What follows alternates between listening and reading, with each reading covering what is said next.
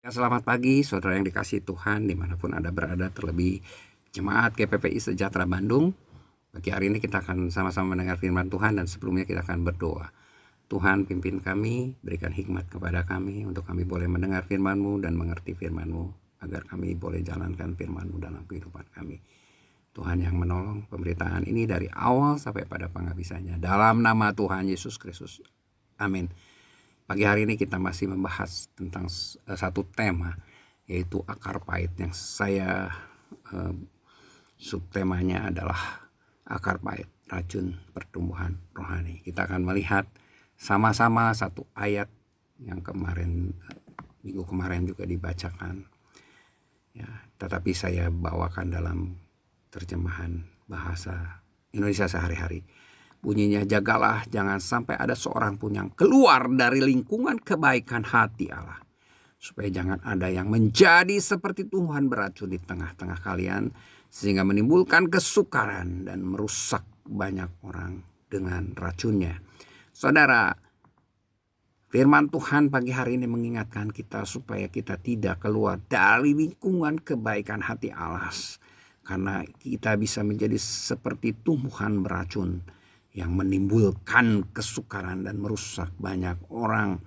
Kita tahu di dalam beberapa ayat dikatakan bahwa kita manusia ini seperti pohon, tetapi Tuhan menginginkan supaya kita tidak menjadi seperti tumbuhan yang beracun. Karena itu Tuhan meminta kita supaya kita tetap ada di dalam lingkungan kebaikan hati Allah.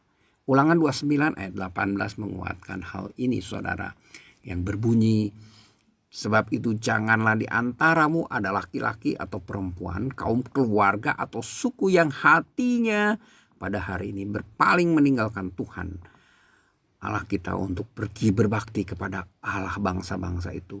Janganlah di antaramu ada akar yang menghasilkan racun atau ipuh. Ketika kita keluar dari lingkungan kebaikan hati Allah, berpaling meninggalkan Tuhan, maka akan tumbuh tumbuhan yang beracun.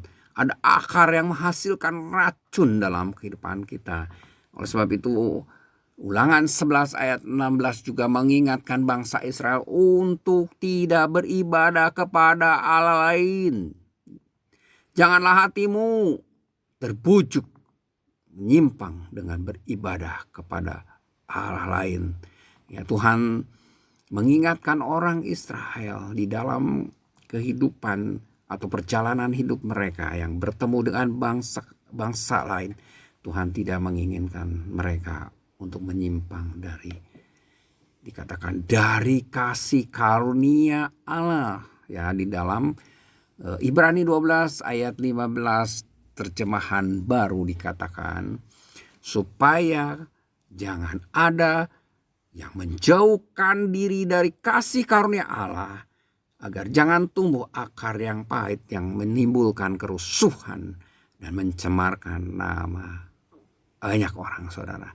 Judul perikop Ibrani 12 ayat 15 adalah bertekun dalam iman. Kita tahu kehidupan orang Kristen itu, ya, bukan hanya bagi dirinya sendiri, tetapi juga bagi komunitasnya. Kita hidup dalam satu komunitas orang-orang percaya, dan Tuhan mau dalam kehidupan kita bersama-sama dengan orang percaya ini supaya berusaha hidup damai dengan semua orang dan mengejar kekudusan.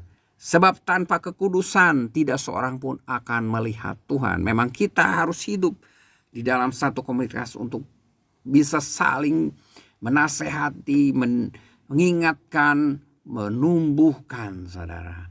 Tuhan tetapkan kita ada dalam satu komunitas orang-orang yang sama-sama percaya, dan Tuhan mengingatkan dalam hidup itu, hidup berkomunitas itu, hidup kita bisa damai satu sama lain. Saudara, dikatakan juga dalam ayat yang lain, yaitu Ibrani 3 ayat 12.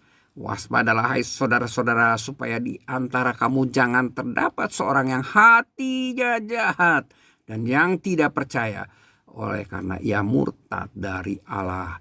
Tuhan mengingatkan bahwa orang-orang yang keluar dari lingkungan kebaikan hati Allah adalah hatinya jahat, tidak percaya, ya, dan akhirnya mereka murtad dari Allah. Kenapa bisa murtad? Ya, ada akar pahit yang tumbuh dalam hidup mereka. Apa itu akar pahit? Yang pertama, akar pahit bisa menunjukkan pada jiwa dan sikap yang ditandai oleh kebencian dan kemarahan yang mendalam, sikap dendam yang hebat terhadap didikan Tuhan sebagai ganti dari kepatuhan yang rendah hati terhadap kehendaknya bagi kehidupan kita.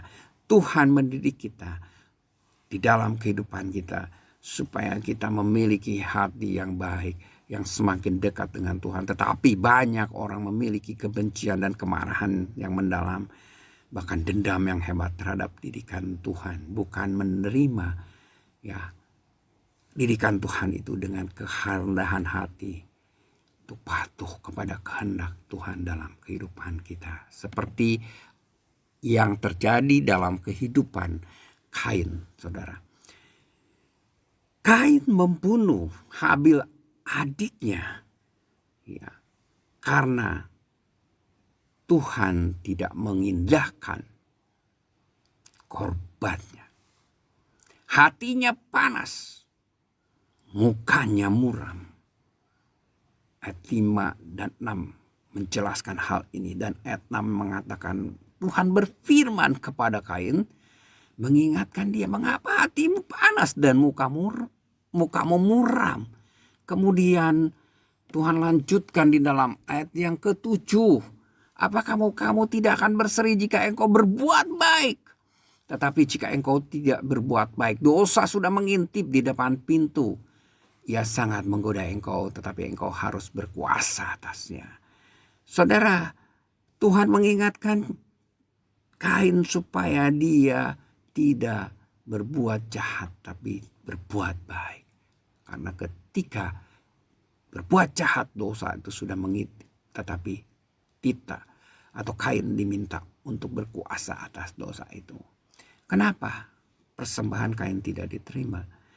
Ya, di dalam Yesaya 1 ayat 13, ya, Tuhan Allah mengingatkan orang Israel supaya tidak membawa lagi persembahan yang tidak sungguh, ya, sebab baunya itu menjijikkan bagi Tuhan. Ya, kalau kamu merayakan bulan baru dan Sabat atau mengadakan pertemuan-pertemuan, aku tidak tahan melihatnya karena perayaanmu itu penuh kejahatan. Ya, kita lihat saudara kejahatan hati Kain. Ayat 9 katakan firman Tuhan kepada Kain, di mana Habil adikmu itu? Jawabnya, aku tidak tahu, apakah aku penjaga adikku? Sudah selayaknya seorang kakak menjaga adiknya. Tetapi dia katakan, apakah aku penjaga adikmu? Tuhan ingin supaya terjadi keharmonisan di dalam komunitas umat Tuhan. Yang pertama, hidup harus saling menjaga satu sama lain, sehingga tidak ada seorang pun yang akan undur dari perlombaan dan menolak hadiah yang sudah disediakan. Yang kedua, saling menjaga agar tidak timbul akar kepahitan, yaitu seorang yang setelah mendengar firman Tuhan lalu meyakinkan diri sendiri bahwa dirinya akan selamat, namun kemudian berjalan dalam kekebalan hatinya. Jadi di dalam kehidupan kita harus saling menjaga supaya kita tidak melihat atau tidak membiarkan seorang pun yang di antara kita yang murtad meninggalkan kasih karunia Allah. Itulah fungsi kita di dalam kehidupan, ya, dalam satu komunitas. Kain mempersembahkan hasil dari tanahnya itu mungkin memang dia diajarkan oleh Adam, ya, tetapi dikatakan di sini bahwa Kain mempersembahkan sebagian dari hasil tanah. Dan kita tahu di dalam Kejadian 3 ayat 17, ketika atau setelah Adam dan Hawa jatuh dalam dosa, tanah menjadi terkutuk karena dosanya. Nah, ketika kepahitan mulai berakar dalam hati Kain, Allah memperingatkannya. Namun sayangnya Kain memilih untuk tetap menyimpan kepahitannya dan membunuh Habil. Akibatnya Kain hidup dengan menanggung kutukan. Ya saudara, kita lihat juga kalau manusia dengan usahanya dia menyematkan daun ara, ya, dan membuat cawat. Jadi sesuatu hasil dari pohon, hasil dari tanah. Tapi Tuhan dengan karyanya membuat pakaian dari kulit binatang untuk manusia dan mengenakannya kepada mereka. Karena usaha manusia itu terbatas, mudah rusak. Dan Tuhan membuat pakaian dari kulit binatang. Itulah pekerjaan Allah. Dan inilah yang dilakukan oleh Habil. Saudara, Habil mempersembahkan anak sulung kambing domba, yakni lemak-lemak. Ya, lemak-lemak kambing dan domba itu. Dan Tuhan mengindahkan Habil dan korban persembahannya. Kita tahu ya di dalam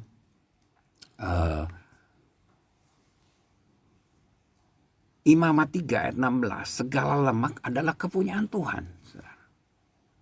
Ya, dan Ibrani 4 ayat 11 meneguhkan ini karena iman Habil telah mempersembahkan kepada Allah korban yang lebih baik. Ya, daripada korban Kain. Dengan jalan itu ia memperoleh kesaksian kepadanya bahwa ia benar. Dan karena Allah berkenan akan persembahannya itu. Dan karena iman ia masih berbicara sesudah ia mati. Jadi Kain mempersembahkan dengan usahanya sendiri. Dan tidak ada kesungguhan. Sedangkan Habil mempersembahkan dengan mengetahui terlebih dahulu apa yang Tuhan mau. Lemak-lemak kambing. Ya. Dan itu karena iman. Saudara, itulah korban yang lebih baik di hadapan Tuhan. Maka Tuhan mengindahkan. Bukan hanya Kain saja yang memiliki hati yang tidak berkenan di hadapan Allah, yang pahit. Tetapi juga Naomi. Dikatakan, sebutkanlah aku marah. Sebab yang Maha Kuasa telah melakukan banyak yang pahit kepadaku. Tuhan telah naik saksi menentang aku. Dan yang Maha Kuasa telah mendatangkan malapetaka kepadaku.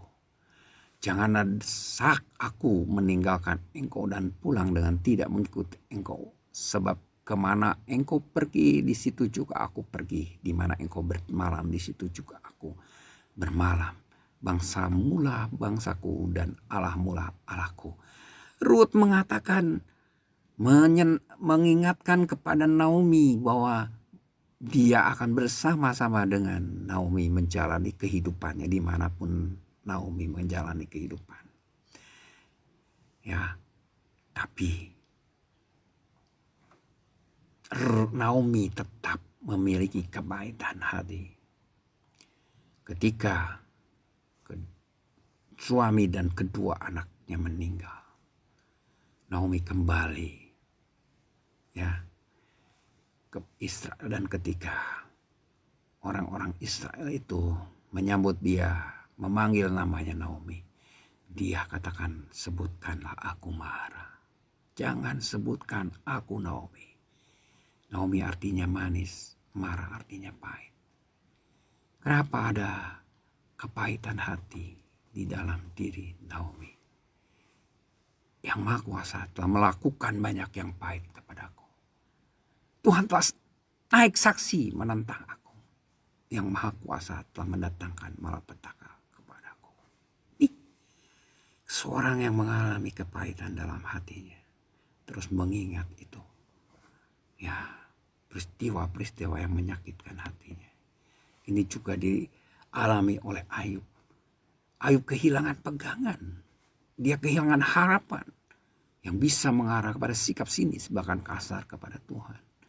Dikatakan semuanya itu sama saja. Itulah sebabnya aku berkata, yang tidak bersalah dan yang bersalah kedua-duanya dibinasakannya. Saudara, satu kata-kata yang Ayub katakan, ya, bahwa baik yang tidak bersalah maupun yang bersalah itu kedua-duanya dibinasakan Allah. Bila sempat-sempat membunuh dengan tiba-tiba, ia mengolok-olok keputusasaan orang yang tidak bersalah.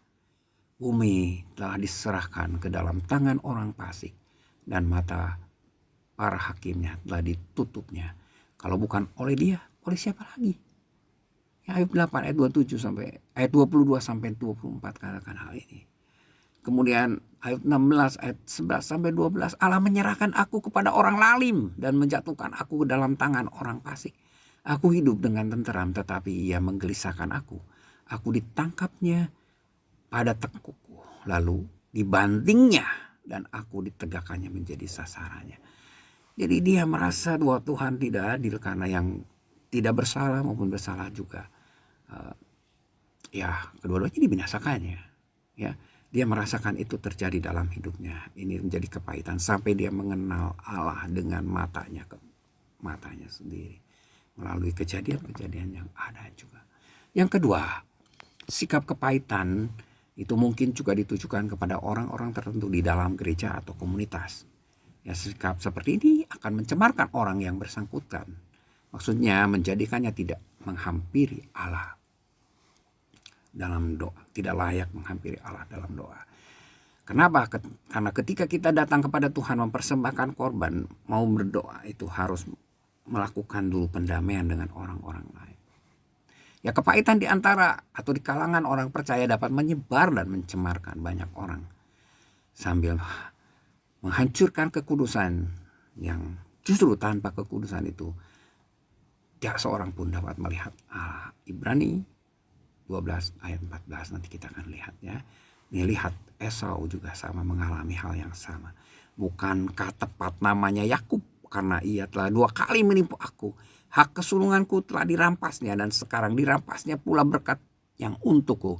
Lalu katanya, apakah Bapa tidak mempunyai berkat lain kepadaku?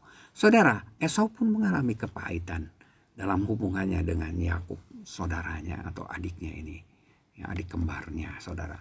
Ya, kita lihat sebenarnya Esau memberikan hak kesulungannya itu dengan sukarela kalau saya lihat ya. Memang ketika dia ingin makan ya dikatakan kacang merah yang dibuat oleh Yakub. Yakub katakan ya, jualah dahulu kepadaku hak kesulungan. Ya, Esau tidak memperhatikan hak kesulungannya. Dan dia menjawab, ya Esau, sebentar lagi aku akan mati. Apa gunanya bagiku hak kesulungan itu? Jadi tidak dianggap penting hak kesulungan itu. Tetapi Esau menaruh dendam kepada Yakub karena berkat yang telah diberikan oleh ayahnya kepadanya. Lalu ia berkata kepada dirinya sendiri, hari-hari berkabung karena kematian ayahku tidak akan lama lagi. Pada waktu itulah Yakub adikku akan kubunuh. Saudara, lihat, memang akar pahit yang disimpan terus-menerus di dalam hati seseorang itu bisa menghancurkan dirinya sendiri dan juga orang lain. Ya, sebenarnya Tuhan sudah memperingatkan ini kepada kedua orang tuanya. Sesudah itu keluarlah adiknya, tangannya memegang tumitnya tumit Esau, sebab itu ia dinamai Yakub. Ishak berumur 60 tahun pada waktu mereka lahir. Jadi sejak kelahirannya memang ini sudah bermasalah. Ya, Yakub memegang tumit Esau. Ya, ada ya dikatakan dalam ayat selanjutnya memang Tuhan mengingatkan bahwa akan ada 2 bangsa yang akan lahir dari rahim ya Ribka ini ya, dan Tuhan menginginkan supaya tetap ada pola asuh yang benar. Ya, kita lihat di dalam ayat yang ke-27 Kejadian 25. Lalu bertambah besarlah kedua anak itu. Esau menjadi seorang yang pandai berburu, seorang yang suka tinggal di padang. Tetapi Yakub adalah seorang yang tenang, yang suka tinggal di kemah. Ishak sayang kepada Esau sebab ia suka makanan daging buruan. Tetapi Ribka kasih kepada Yakub. Jadi ada satu pola ya asuh yang salah. Ya, di mana yang satu adalah orang yang senang berburu dan disukai oleh ayahnya Ishak, sedangkan Yakub adalah orang yang senang di rumah dan Ribka menaruh kasih lebih kepada Yakub. Padahal Tuhan bilang, ya diingatkan dalam ayat 22 dan 23-nya, ya supaya mereka bisa mengasuh dengan baik, ya, karena ada dua bangsa yang keluar, ya, dari atau yang lahir dari rahim Ribka ini. Definisi yang dikatakan oleh Dr. Andes Elisa Besubakti, akar pahit atau kenangan pahit pada masa lalu adalah gangguan emosi akibat pelecehan emosional maupun fisik sehingga mengakibatkan luka hati yang mendalam dan mengendap selama bertahun-tahun bahkan seumur hidup. Ya, penyebabnya bisa banyak, saudara. Pertama, sering menerima perlakuan agresif. Kedua, kemarahan yang terpendam ketika pelecehan seksual pada masa kecil. Keempat, kekerasan fisik dan fisik. Kemudian kelima, perasaan tertolak secara psikologis, perselingkuhan dan perzinahan, diskriminasi ras dan gender. Yang kedelapan, perasaan tertolak. Ya, ini banyak terjadi dalam kehidupan manusia, saudara, yang juga tanpa disadari ini terjadi dalam kehidupan kita. Nah, ini menjadi yang dikatakan inner child, yaitu sisi kepribadian seseorang yang terbentuk dari pengalaman masa kecil atau sosok anak kecil yang masih melekat dalam diri, ya, atau dan ini menetap di alam bawah sadar seseorang sampai tua, saudara.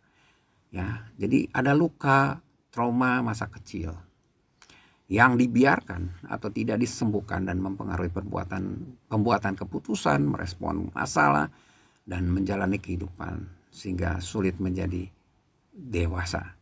Ya, ini karena kurangnya pengasuhan dalam keluarga yang terus membekas dalam diri seorang dan bermanifestasi dalam perasaan dan perilaku negatif, yaitu satu perasaan merasa tidak dicintai, kemudian mudah cemas, ya, sulit percaya orang lain dan lain sebagainya. Kalau kita belajar ilmu psikologi, nanti banyak hal yang bisa diungkapkan.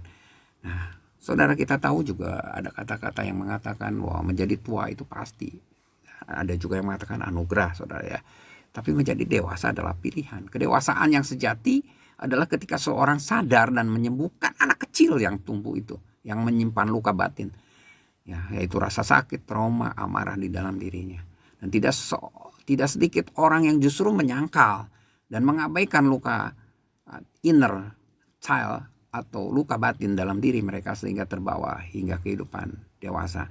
Saat dihadapkan pada masalah hidup, inner child yang masih bersemayam ini bisa mencuat ke permukaan dan mengambil alih kendali dalam seseorang. Nah, ketika inner child ini ada di dalam kehidupan seseorang, itulah yang justru menghancurkan hubungan-hubungan dengan orang lain. Harus hati-hati dengan ini. Kita harus sadar dan kita harus buang itu.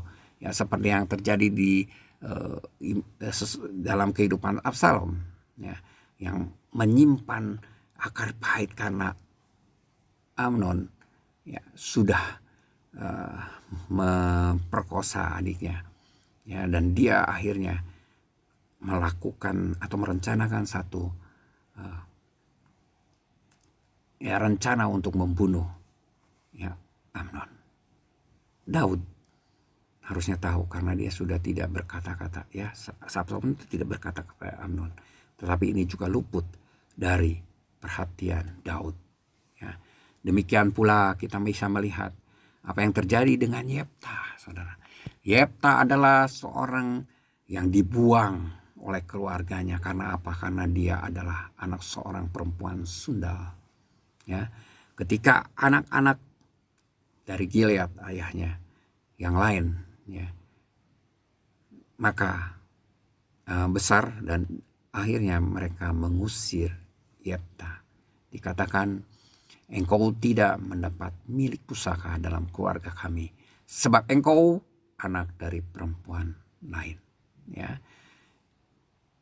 Jadi Yefta adalah bukan anak resmi, tetapi anak dari perempuan sundal yang diambil oleh Gilead. Dan ketika anak-anak Gilead yang lain dari perempuan atau istri yang resmi itu besar, Yefta ditolak. Dan apa yang terjadi? Yefta lari ya dari saudara-saudaranya itu dan diam di tanah Tob, berkumpul dengan orang-orang atau petualangan dan merampok bersama-sama dia sebagai pemimpinnya. Saudara, dan tua-tua Gilead satu saat datang kepada Yefta untuk meminta dia menjadi pemimpin dalam berperang, ya, memerangi Bani Amon. Tetapi apa yang dikatakan oleh Yefta, ya, bahwa kamu sudah membuang aku, tetapi mengapa kamu datang kepadaku ketika kamu terdesak? Dan akhirnya, ya, tua-tua Gilead berkata, demi Tuhan yang mendengarkan sebagai saksi antara kita, ya, kami akan berbuat seperti katamu itu. Karena Yefta meminta supaya ketika dia kembali berperang melawan Bani Amon, dan kemudian Tuhan menyerahkan Bani Amon kepadanya, maka dia akan menjadi kepala atas orang-orang Israel. Ya, dan yang baik, Yefta membawa seluruh perkaranya di hadapan Tuhan di Mizpah. Saudara, untuk menghilangkan inner child, kita harus menyadari inner child. Kemudian menjalin komunikasi dengan inner child. Dengan mengatakan, aku mencintaimu, kamu sungguh berharga bagiku. Kamu tidak perlu merasa bersalah atau malu. Semua yang terjadi bukan salahmu. Ya, kita bisa merangkul, ya, rasa marah, rasa sedih, rasa kepahitan dalam hidup kita, ya, untuk kita bisa mengatasi inner child yang masih terluka ini, menyembuhkannya. Ya, kemudian kita bisa meditasi dalam arti kita menenangkan diri kita, jiwa kita, berdialog dengan inner child, supaya benar-benar kita bisa menggali apa sih yang membuat, atau apa sih kepahitan-kepahitan yang ada dalam hidup kita, ya. Dan kemudian dengan bantuan ahli dalam hal ini psikolog, kita bisa berdamai dengan inner child. Kalau kita kesulitan berdamai dengan dia, tidak ada seorang pun yang bisa mengubah masa lalunya. Namun masa lalu tidak harus mendikte kehidupan seseorang. Oleh sebab itu lakukan rekonsiliasi dengan anak kecil yang terluka dalam diri kita. Hal ini akan membantu kita memiliki kehidupan yang lebih bahagia. Saudara, ketika kita menyimpan inner child atau luka batin masa kecil kita, akar pahit yang ada itu dipelihara, kita tidak mendapatkan hasil apapun selain menambah beban dalam hidup kita, yang akan membuat kita semakin lama semakin berat dalam melangkah. Saya ingat pada satu kisah di mana seorang guru mengatakan, coba kamu bawa tomat dan kalungkan itu. Ya, banyak orang membawa tomat dan tomat itu dibiarkan. Ya, ketika semakin banyak tomat dan kemudian yang dikalungkan, ya, dan kemudian tomat itu menjadi bau busuk, ya, busuk dan menyebarkan bau dan menjadi beban dalam kehidupannya. Dikatakan bahwa tomat ini seperti akar pahit, tidak saja merepotkan diri sendiri tetapi juga bisa menyusahkan, bahkan merusak, memberikan bau kepada banyak orang. Ya, saat kepahitan menguasai diri kita, tidak mungkin kita bisa maju, bertumbuh dan melakukan segala sesuatu karena kita terikat erat oleh akar yang terus melingkari diri kita seperti itu. Secepat mungkin kita harus melepaskan diri sebelum akar itu terlanjur menghujam jauh ke dalam hati dan membelenggu diri kita. Ya, Tuhan katakan di dalam Efesus 4 ayat 31, segala kepahitan, kegeraman, kemarahan, pertikaian, dan fitnah hendaklah dibuang dari antara kamu. Demikian pula segala kejahatan. Nah, kalau kita membiarkan kepahitan itu tumbuh semakin dalam diri kita, maka buah-buah yang kita hasilkan pun akan pahit. Dan itu dirasakan oleh orang lain di antara kita, ya, sekeliling kita. Bahkan bisa membinasakan bukan saja diri kita, tapi juga diri orang lain. Sesakit apapun yang kita alami, bukalah hati kita dan buanglah semuanya itu. Segera bereskan semua luka hati dan akar pahit dalam hati kita. Dan alamilah mujizat kesembuhan batin dari Tuhan. Sadarlah dan pupuk terus serta melekat erat kuat dan pada kasih karunia Allah yang mampu mencegah tumbuhnya akar pahit dalam diri kita. Kita harus sadar itu, saudara. Karena seringkali orang tidak sadar banyak akar pahit yang kita simpan. Dan itu bisa membunuh diri kita. Membuat kita tidak tumbuh di dalam kerohanian kita. Bahkan membuat kita menjadi batu sandungan bagi orang lain. Menghancurkan orang lain. Membusukkan kehidupan orang lain. Merusak orang lain. Oleh sebab itu, bagaimana kita membuang akar pahit? Akui dosa dan bertobat. Kendalikan amarah dan ampuni. Forgive and forget. Berdamailah. Jangan membalas dendam. Kemudian yang ketiga, lembutkanlah hati kita. Dan izinkanlah Tuhan menolong kita. Hiduplah dalam kasih karunia Allah. Kasih karunia Tuhan menyertai kamu sekalian. Amin. Wahyu 22 ayat 21. Puji Tuhan, itulah firman Tuhan.